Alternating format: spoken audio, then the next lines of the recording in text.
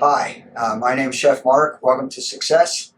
Today we're going to be going over some food safety, and some kitchen safety guidelines. One of the very first things which is important in food safety is that we wash our hands, and that we make sure that we wash our hands properly. So we're going to be using some warm water, some soap. You're going to rub your hands together for about 20 seconds, saying happy birthday twice. And that should be sufficient. Use a clean, dry cloth, dry your hands, then you should be ready to go. We also have sanitizer, which is also just as good as washing your hands. Give yourself a couple squirts, rub your hands together until it's evaporated, and you're pretty good to go. You want to make sure that your cutting board is clean. You want to make sure that your utensils are clean. You want to make sure that with cross-contamination is how foodborne illness occurs. Foodborne illness is what makes people sick. Salmonella is from raw chicken. You can get a bunch of different pathogens from raw pork, from raw beef, from raw eggs. So you want to make sure that we're cooking our food to proper temperatures. With chicken, you want to make sure that you're at least 165. With beef and any other protein, it's 145 or higher. When you are heating your food, you want to make sure that you're heating your food to at least 165. A great tool is a pocket thermometer. I don't know that everybody has a pocket thermometer. Here in the kitchen at Success, drawer. I don't know if you can see it, you probably can't, but there's a pocket thermometer inside that drawer, which is very helpful. If you're going to be having a raw product such as chicken on your cutting board, you want to make sure that if you are going to something like a fruit or something that's pre-made, such as lunch meat or vegetable, you want to make sure that you clean and wash your cutting board and make sure that it's sanitized.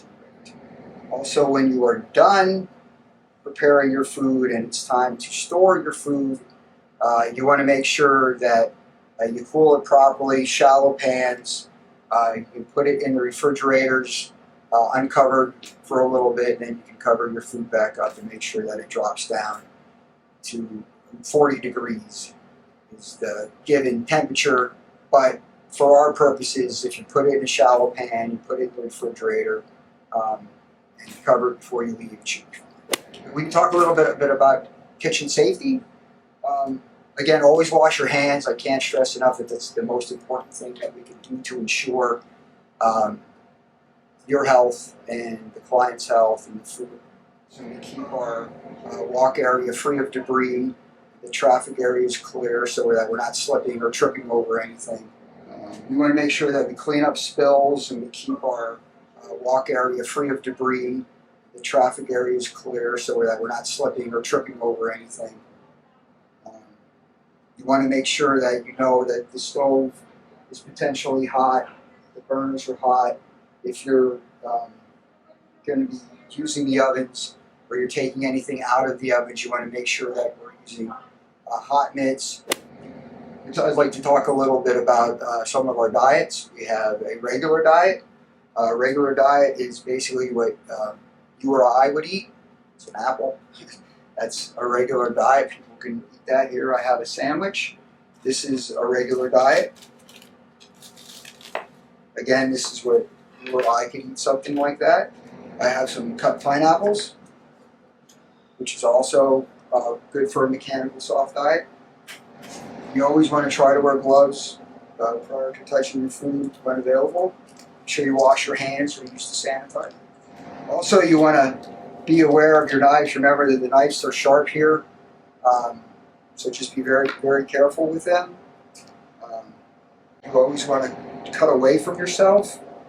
So this is going to be for a mechanical sandwich. Bite-sized portions are great. So this would be a mechanical soft sandwich. As you can see, it'll take up about a quarter of the plate along with the mechanical starch. This is also for mechanical soft, but that also is about a 4-ounce portion. You got a 4-ounce portion about the size of your palm. Then you can see the rest of the plate, about half of the plate is for vegetables. So about a quarter of your protein, the roll, the starch, which is a starch, and then your starch, which would be a potato or a rice or a noodle type thing, and then salad, broccoli, asparagus, vegetables. Now that we've cut protein on this cutting board, we'll have to change or wash the cutting board. All right, now that we've changed the cutting board, and we put out a clean knife, I'll show you how to cut an apple for a mechanical saw. Again, push the knife away from you.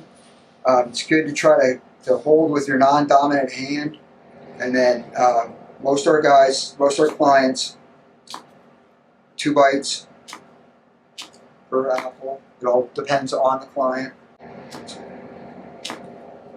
Then some clients you might have to do those in half again. And these are some food safety and some kitchen safety guidelines.